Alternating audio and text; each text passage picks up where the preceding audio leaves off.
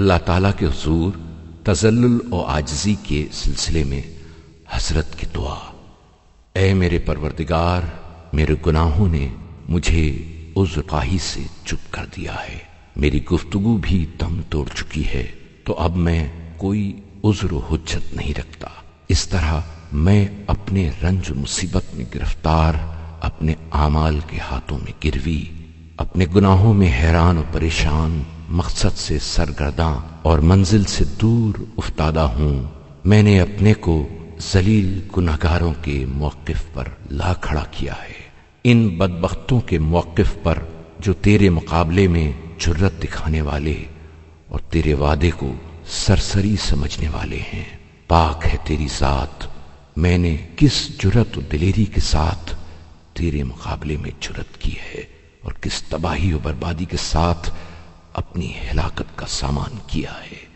اے میرے مالک، میرے منہ کے بل گرنے اور قدموں کے ٹھوکر کھانے پر رحم فرما، اور اپنے علم سے میری جہالت و نادانی کو اور اپنے احسان سے میری خطا و بدعمالی کو بخش دے، اس لیے کہ میں اپنے گناہوں کا مقر اور اپنی خطاؤں کا معترف ہوں۔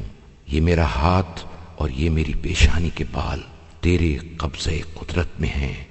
میں نے عجز کے ساتھ اپنے کو قصاص کے لیے پیش کر دیا ہے۔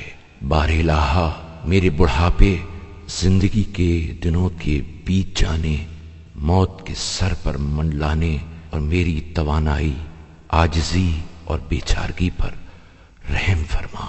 اے میرے مالک، جب دنیا سے میرا نام و نشان مٹ جائے اور لوگوں کے دلوں سے میری یاد محو ہو جائے، اور ان لوگوں کی طرح جنہیں بھلا دیا جاتا ہے میں بھی بھلا دیے جانے والوں میں سے ہو جاؤں، تو مجھ پر رحم فرمانا۔